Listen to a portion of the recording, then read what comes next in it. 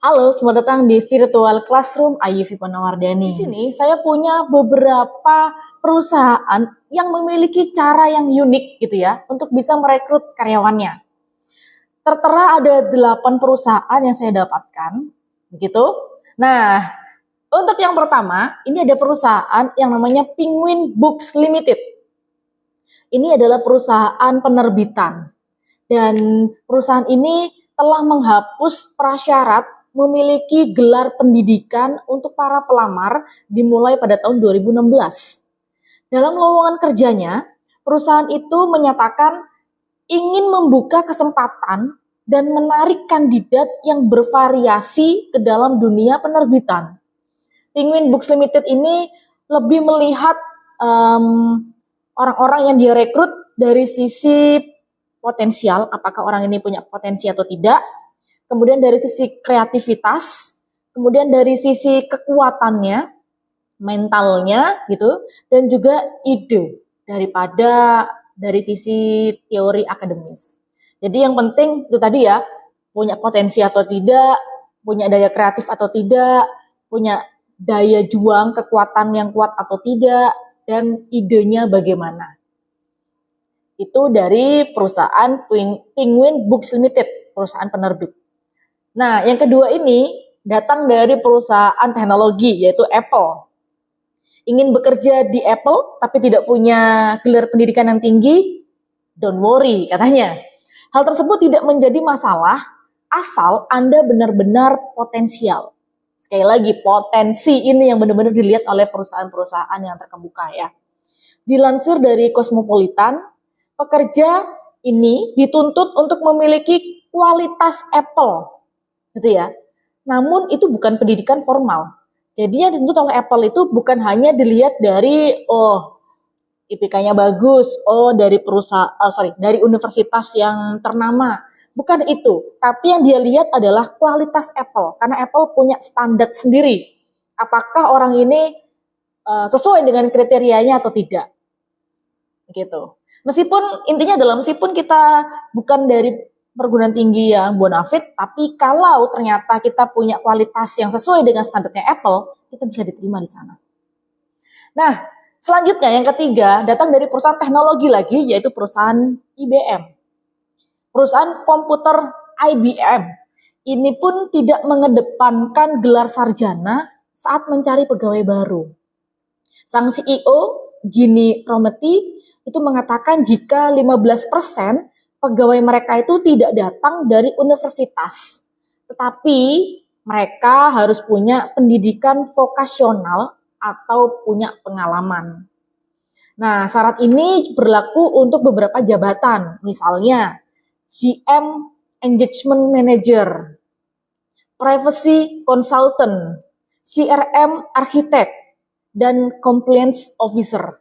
Ini adalah beberapa jabatan yang memang dibuka oleh IBM dan butuh orang-orang yang sudah punya pengalaman atau setidaknya punya pendidikan di vocational, ya, vokasi. Kemudian ada juga perusahaan Virgin Media.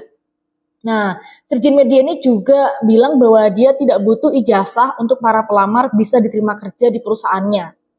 Gitu ya. Kamu tidak butuh gelar PhD atau gelar apapun untuk bisa masuk ke Virgin Media Business. Tetapi kalau kamu punya banyak common sense, punya pemikiran yang wajar, yang bagus, yang kuat, kemudian kamu juga punya keinginan yang sukses, keinginan untuk bisa mengedepankan pelanggan dan bisa mengutamakan kualitas kerja, maka kamu akan sukses diterima di perusahaan Virgin Media ini. Gitu ya. Jadi itulah yang ditulis di situs perusahaan ini ketika membuka lowongan untuk sales eksekutif, analis hingga account manager. Oke, nah itu perusahaan yang keempat, dan untuk perusahaan kelima datang dari perusahaan teknologi lagi, yaitu Intel. Kemampuan dan kepribadian di sini lebih diutamakan dalam mencari pegawai baru. Kemampuan dan kepribadian nih teman-teman.